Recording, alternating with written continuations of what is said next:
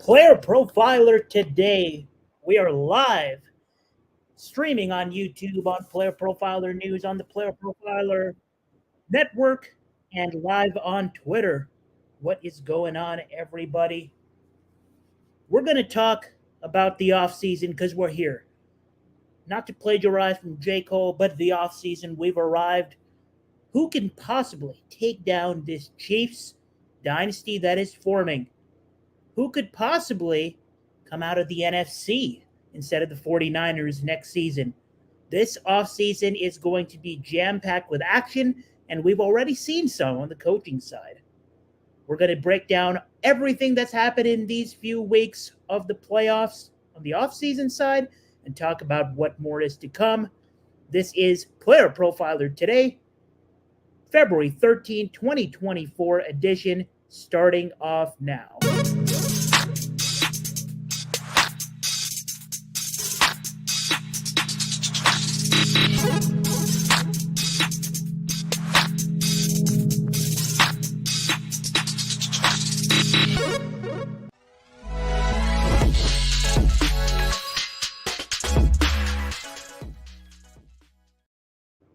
Welcome to Player Profiler. Today, I am your Tuesday host for the offseason, Ahan Rungta, at Ahan Rungta on Twitter for those who do want to chop it up with me there.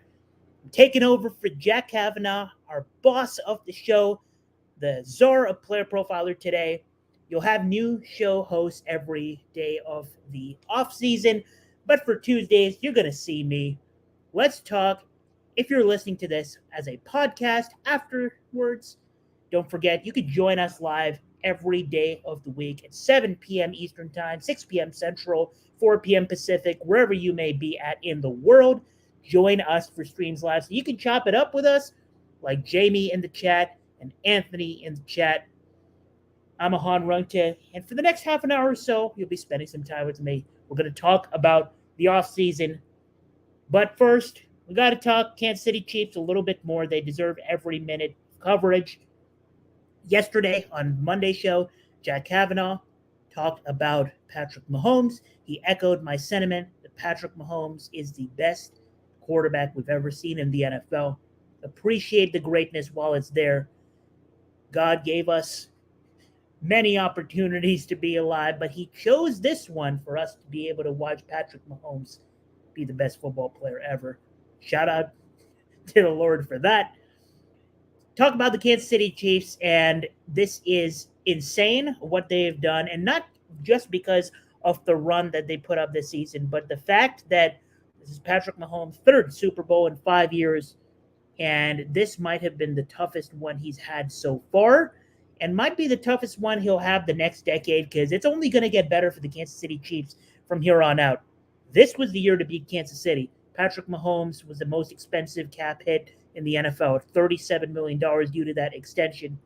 He was missing a starting offensive line in the Super Bowl against one of the best pass rushes in the NFL, led by Nick Bosa.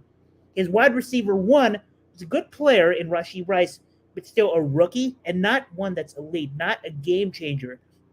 We're not talking rookie Odell Beckham Jr. here. We're not talking Jamar Chase, Justin Jefferson. This is a good but not elite winner on the outside, and that was Patrick Mahomes, wide receiver one, and his wide receiver two, Justin Watson, Marquez Valdes-Scantling.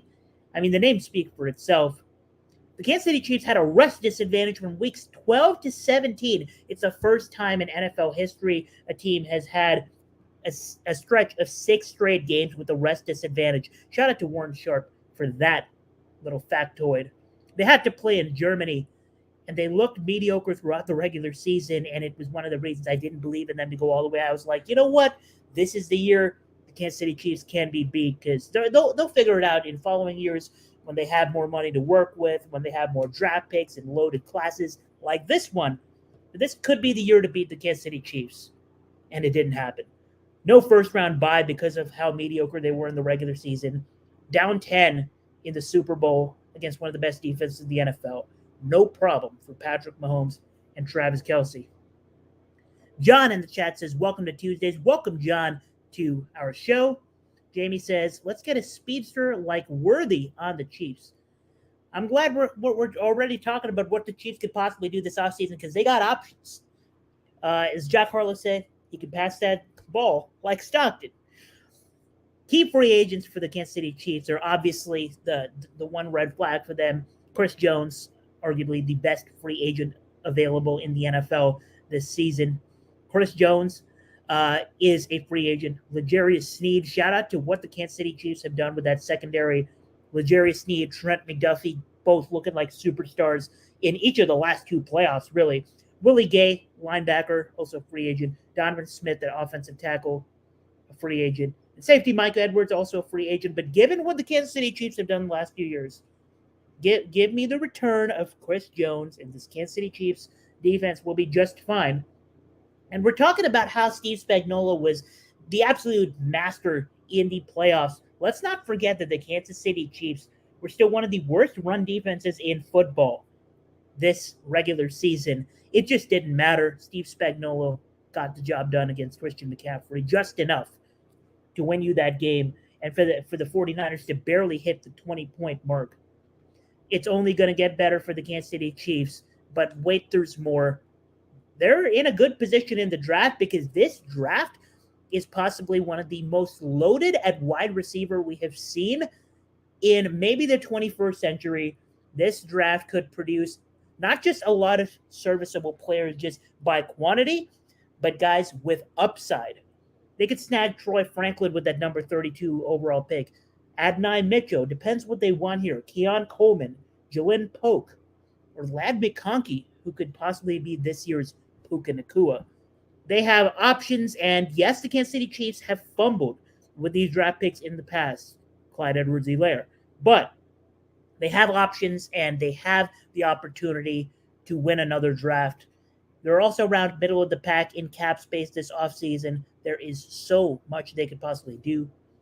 Anthony brings up Roman Wilson. Roman would also be an awesome addition to the Kansas City Chiefs.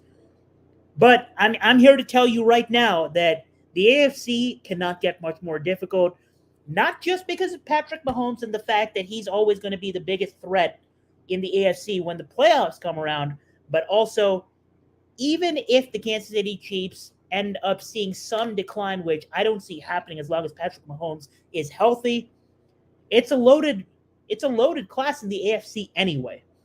And you look at the scope of the NFL right now, and there's a tweet that I made earlier today, and if you're watching live right now on YouTube or Twitter, I'm going to share that on my screen right now. You look at the last 12 Super Bowl champions, and you look at their preseason odds to win it all. Vegas has generally had a good idea of which teams are the good ones recently. And as you can see on the screen, 11 of the last 12 Super Bowl champions have been top 6 in preseason odds, the exception being the Philadelphia Eagles, which were eventually champions via Nick Foles. Trent in the chat. Shout out to Trent. What is up, my boy? Is this the real Trent? I don't want to get duped here. John says, guys, that could replace all the guys from last year. Not Puka. He's for real. Chef, what is up in the chat? Chef, and like Anthony, is a regular on my other show with Trevor Tipton. What's up, Trent? Regardless, Trent, the 49ers, I'm very sorry what happened. But we now know. I was on your side. But we now know that Patrick Mahomes is here to stay. And going back to this topic about the Super Bowls and the fact that Vegas has generally had a good sense of who's going to be good and make a deep playoff run in the Super Bowl. These aren't final odds for the preseason. We have a whole preseason. We have a whole offseason to go before even the preseason starts. But as you see the market right now on the Super Bowl the Super Bowl 59 in 2025, you look at who the favorites are. I'm surprised the Kansas City Chiefs are not the favorite. It's still the 49ers. I believe the Kansas City Chiefs should be the favorite, given how much room they have to improve this offseason. And they're obviously coming off arguably one of the most impressive playoff runs of all time. I think it's only going to get easier for the Chiefs going forward. The 49ers are your favorites to open up the offseason. That could change over the next few months. And then you look at what is there in the rest of the field. Your top 6, the 49ers, the Chiefs, the Buffalo Bills, the Baltimore Ravens, the Detroit Lions, and the Cincinnati Bengals. That's where the top six stand right now, but of course that could change going down the line. And you notice a lot of those names were in the AFC. Other AFC contenders, the Miami Dolphins, but the problem is they have no quarterback. If you're a Tua fan and you're in this chat and you're hurt, I'm sorry, deal with it. Tua Tagovailoa is just not going to cut it right now. The way the Miami Dolphins play football, it's not going to work in the cold weather. If Tua Tagovailoa has to play a road game in the playoffs, it's going to be a problem. The Houston Texans, the storyline of 2023, arguably, with CJ Stroud being the best rookie quarterback, winning Offensive Rookie of the Year, rightfully so. The Houston Texans may be the biggest threat to win a playoff game against Kansas City in the AFC right now, other than the Baltimore Ravens. Houston Texans definitely up there. The New York Jets are considered a contender by Vegas odds.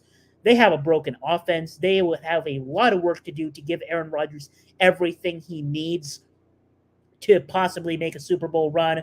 The Los Angeles Chargers, though, is going to be a big topic of today's show.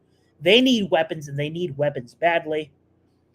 And the Jacksonville Jaguars, on the thumbnail for this video, the Jacksonville Jaguars, they need health more than anything.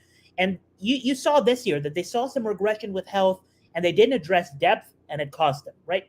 Their pass catching room so reliant on the big three and Calvin Ridley, Christian Kirk, and Evan Engram. They're going to need depth on offense and defense. The Cleveland Browns, amazing defense, good weapons. Quarterback situation, actually disgusting. Good for Joe Flacco for winning Comeback Player of the Year, but that story is most likely not going to repeat itself. And Deshaun Watson, we've seen a large sample size by now, and he's not that guy. He's not that guy anymore. And the Cleveland Browns could be stuck in a rut with that huge contract. Indianapolis Colts. Shout out to the Indianapolis Colts. Kind of forgot about the Indianapolis Colts for a little bit because of how good CJ Stroud was, but Anthony Richardson had a good rookie season when he was healthy. They're going to need a lot of work on that defense, but I love what Shane Steichen is building around Anthony Richardson there. Some comments in the chat. Chef says Tua is the only QB I can think of. I've seen underthrow so many wide open receivers, yet stays a starter. I could name a couple in this league. Desmond Ridder with the Falcons. We'll talk about the Falcons. John says, I heard that 49ers might trade Ayuk to the Jets. Brandon Ayuk, big storyline this offseason. I'm glad John brought it up. His longtime friend, former teammate, posted on Instagram that looks like they want out of San Francisco, which would shake up the league if the 49ers lost Brandon Ayuk and didn't replace him with one of the league's top wide receivers. I think they should easily not be the favorites, even in the NFC, because Brandon Ayuk is an absolute stud. And if you're upset that he didn't, quote-unquote, produce that much in the Super Bowl in a tough matchup, I'm sorry. The effect that Brandon Ayuk has as a route winner is what's going to open up offense for the rest of the 49ers. And as good Brock Purdy was in his improbable, Super Bowl run, as good as he was this season, he does need the entirety of this elite offensive system that the 49ers have built. Jamie says, yeah, the Browns are doomed for my lifetime, especially with Haslam moving the state into the suburbs. Not a great situation in Cleveland. But we talked about the AFC and how stacked they are, even if you completely ignore the fact that the best quarterback in football is there. It's safe to say that the NFC is much more wide open right now. There are some other contenders besides the top the top guys in odds. We talked about the 49ers. We talked about the Lions as the second favorite. The Lions as the second favorite in odds for the Super Bowl right now as of February 13 in odds. But let's not forget the NFC has a few contenders other than those. The Philadelphia Eagles need an overhaul in coaching. I think every Eagles fan who I've ever talked to over the course of the last 6 months agreed that they need a complete overhaul in coaching. They've started to work on that already. The Green Bay Packers, do they have the brightest future in the NFC North, even if the Bears can draft Caleb Williams? Possibly, because we'll talk a little bit more about the moves they've started to make as well. The Dallas Cowboys, I thought of them as a contender this season, despite them having Mike McCarthy. I thought that would be what would do them in. Mike McCarthy is returning, and if you're a Cowboys fan, I would not be happy about that, but this is not Wake and Take. If you want a full show of takes, go join Wake and Take with Jason Allwine in the mornings. But the Cowboys are going to have Mike McCarthy returning. And I do want to give a huge shout out to the Dallas Cowboys coordinator for cornerbacks, their cornerback coach, Alshonard Harris. Just an absolute stud. What he's done with that defensive back situation in Dallas with Trayvon Diggs. And Trayvon Diggs gets hurt, and then making Daron Bland look absolutely like a stud sometimes. Yes, he stat pads with interceptions, but Harris has made it work in Dallas, and that defense is always going to be formidable with him still coaching. I think he is a possible defensive coordinator in the near future. I would love to see what happens with Dak Prescott. John brings it up in the chat. Why would Dak stay? That's a great question. Dak Prescott possibly a candidate to move. And something that I have explored a little bit is the possibility of the Miami Dolphins getting Dak Prescott. That would be something that would shake up the league. If Dak Prescott can go to a team like that where they've already built an offensive system, a coaching culture, $49 million and a free agent next year, you're right, John. I think Dak would be served well by going to a team like Miami, and Miami would obviously see a huge upgrade going from Tua to Dak Prescott. That could possibly shake up the league and maybe put the Dolphins in contention. Just an idea. More on the NFC. We talked about the Eagles. We talked about the Packers. We talked about the Cowboys. And don't forget, arguably the most active team in the NFL through the first few days of the offseason, possibly the sleeper of the NFL right now. They're a complete long shot to win the Super Bowl right now on sportsbooks, the Seattle Seahawks. If you are one of those who like putting tickets out very early in the offseason and are okay with waiting out a full year for your ticket to possibly pay out or maybe look at cash out options, consider the Seattle Seahawks as a team that could very well be a contender by week 1. And that'll bring up the transition, which is the main course of this show, which is the offseason moves made so far. And in the show, we'll catch you up with pretty much every relevant staff move that's been made through the first few days of the offseason so far. But before that, let's hear a quick word from the Podfather. Oh, hey, it's Mr. Breakout Finder coming at you. The Breakout Finder features 3 key tools: a database of metrics that include speed score, college dominator, breakout age, but also Breakout Finder only stats like dynamic score, level of competition, teammate score. All of these things are part of the overall Breakout Finder algorithm that pinpoints the probability that a player will break out. Everyone's talking about my model does this and my model does that. Well, we give you the data points that go into the model. We have a feature that lets you compare players, and then we give you the precise probability of every wide receiver, every running back, sorted and filterable by class year. So when I'm talking to my friends and I need to show them why I'm so bullish on player X, I pull out the Breakout Finder and bam, there he is. So go to the App Store, go to Google Play. It's $5 to get the Breakout Finder, and then a couple extra bucks to get some of these additional enhanced stats. Go download it and thank me later. We're back on Player Profiler today, Tuesday, February 13, 2024, where we're talking about some off-season moves. And we'll talk about the off-season moves made so far in the staff/coaching department. And I think I'm going to highlight just a few of these that I think will actually have a real effect on the scope of the NFL. Let me know in the chat, if you're watching live with us, which one of these you think will have the biggest impact on the NFL. Did your team make a huge coaching change? Because mine did. Let's start with the most obvious for fantasy purposes, which is the Atlanta Falcons have fired head coach Arthur Smith, and they've hired Raheem Morris from the Rams to take over as head coach duties. I don't know if this is going to completely change the scope of the Falcons and how they operate, because none of us truly know this yet. But Raheem Morris has definitely said some exciting things in his press conference, which was headlined by how will I approach this Atlanta Falcons offense?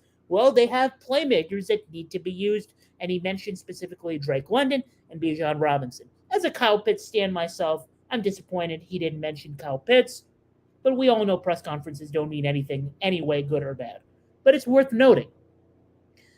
The Falcons also hired TJ Yates as a QB coach, which personally makes me feel ancient. I'm in my early 20s, and that makes me feel ancient. TJ Yates, NFL Draft 2011, fifth round pick, played in the NFL until 2017 with the Texans. Never panned out as a starter in the NFL, but someone that I used to, when we had injuries in Madden, TJ Yates would come right in. And he's been a coach in the NFL since 2019, was an offensive assistant with the Houston Texans, then became an assistant QB coach, and then joined the Falcons, where he first worked as a passing game specialist, then a wide receivers coach, and now he's the quarterbacks coach, which obviously transitions into who will be the quarterback for the Atlanta Falcons. Could it be Justin Fields? Could it be someone in the draft? I certainly don't want to see more of Desmond Ridder. I don't know about you. Next up, the New York Giants fired special teams coordinator Thomas Gaughy. Apologies if I'm mispronouncing that name. Offensive line coordinator Bobby Johnson. And they hired Carmen Bracillo as offensive line coach. Michael Gabriel as special teams. Safe to say the Giants were not very impressive last season, and a big part of that was their bottom 5 offensive line and bottom 5 special teams. No surprise they're looking for a shakeup there. Not much to discuss. Staying on the eastern side, my New England Patriots have let go of arguably the best football coach of all time, Bill Belichick, and he's not the best because of what he was doing at the moment. It was a very necessary move for my New England Patriots to have a change of culture.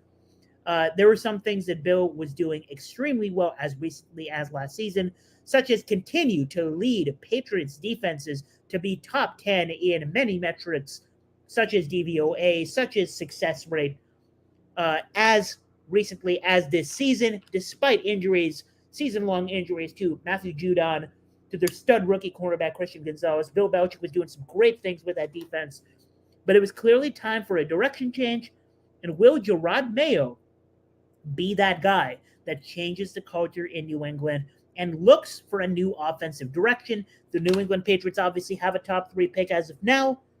Will they do the right thing and get some offense? We find out.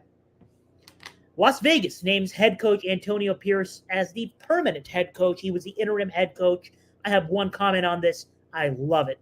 Antonio Pierce is a head coach in this league. Loved what we saw from him working with Aiden O'Connell, and a little bit of a mediocre defense by personnel, but performed at a high level under Antonio Pierce. Absolutely love the move for Las Vegas. A lot of movement between the Dolphins and the Packers and adjacents here. Miami released defensive coordinator Vic Fangio of his duties, and notably some players were not too happy with that, as multiple Dolphins posted on social media that they were not happy necessarily with Vic Fangio. They posted on social media some cryptic things about Vic Fangio. Looks like some of the players wanted him out. Maybe a couple wanted him to stay. Regardless, he's gone, and they've hired Joe Barry from Green Bay.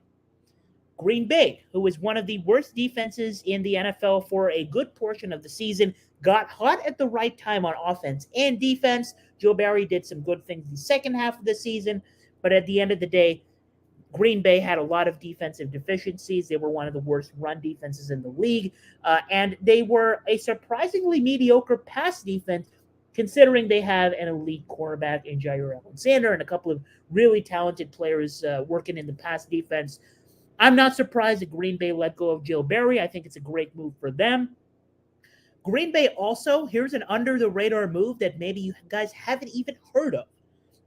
You know how Christian Watson was hurt most of the season, and Dontavian Wicks was dealing with injuries, and Bo Melton wasn't even discovered until later because he was dealing with injuries at the beginning of the season, and more and more injuries on the offensive side of the ball, some of which were caused by hospital balls from Jordan Love, but mostly just injury after injury that seemed like they could be prevented.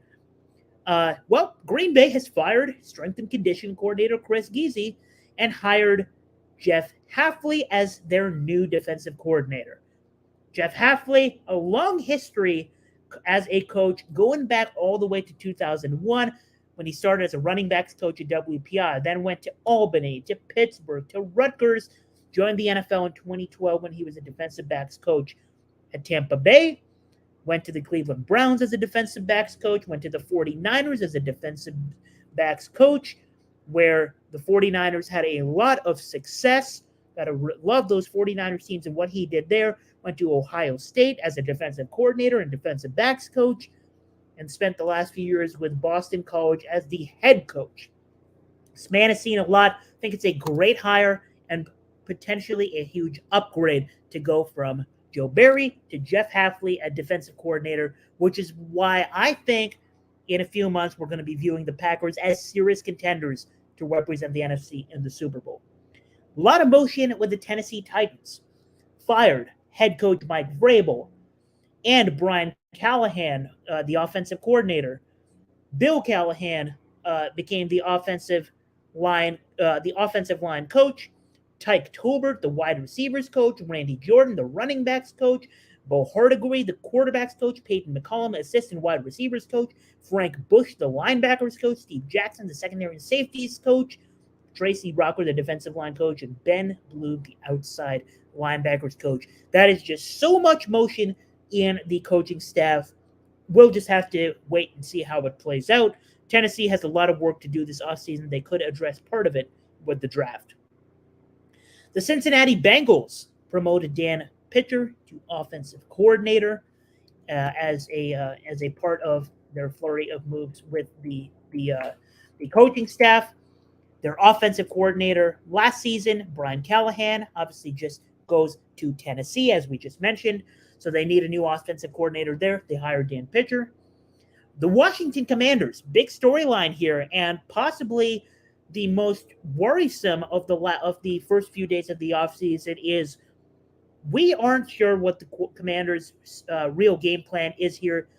The Commanders have named Eric Washington as their defensive coordinator, Dan Quinn as their head coach, and Brian Johnson, who was arguably one of the worst, most monotone play callers in football last season, who the Philadelphia Eagles promptly fired, has headed to the offensive coordinator staff.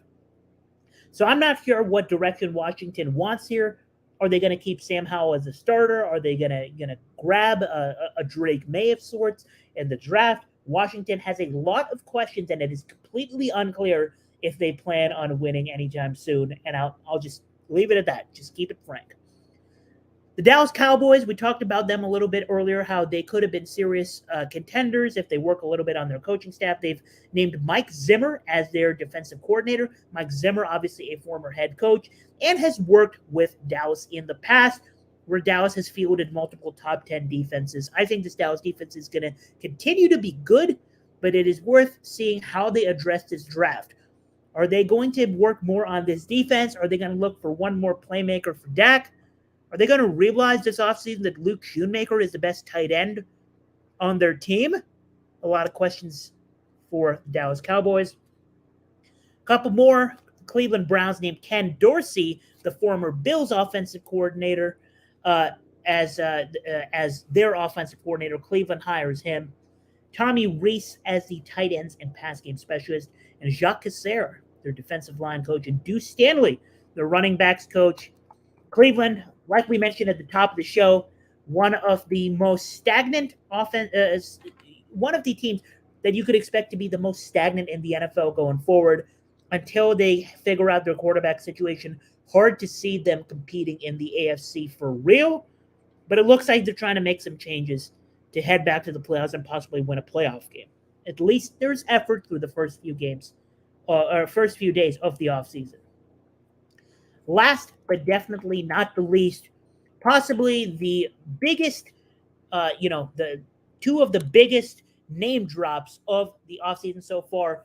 I mentioned the Seattle Seahawks being a contender once we see the offseason through. At the top of the show, I mentioned that they've let go of Super Bowl champion Pete Carroll, who stays on the team as a role with the front office, with players, which I think is an awesome move for them. The organization loves him. The players have always loved Pete Carroll as a person, as a mentor, but it was very obvious that they did need a change in culture, much like my Patriots, and they've let go of Pete Carroll. They're looking for a new direction, and they've done so by naming Mike Macdonald the 9th head coach in franchise history. Mike Macdonald, obviously with the Ravens, a huge part of their success last season. Absolutely love that hire for Seattle, and it's why I think they could take the next step from being a decent team to a scary playoff team this offseason. And of course, to cap it all off, the Los Angeles Chargers, possibly I would say definitely the biggest splash of the February hirings.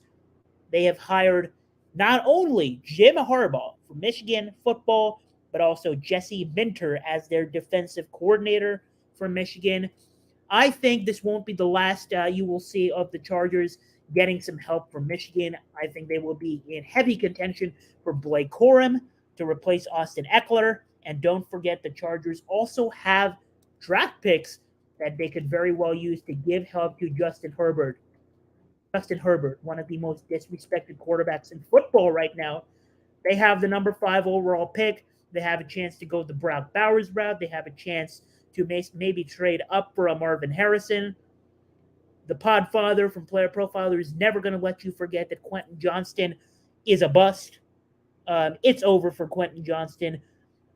A historically bad season for Quentin Johnston, one that has historically not been nearly impossible to recover from in a career. Just not the guy for Justin Herbert. They're going to get some offensive help, and they're going to get it under new hiring Jim Harbaugh and Jesse Minter, who needs to fix that defense as well. Justin Herbert and Keenan Allen absolutely need help, and if the Chargers can cook up a great offseason, they have a chance to do so and put Justin Herbert in contention as a serious candidate to represent the AFC in the Super Bowl.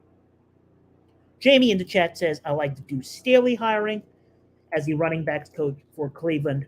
Shout out to Nick Chubb, working on a speedy recovery, an absolute gruesome injury last season during a primetime game. Nick Chubb's going to come back stronger than ever.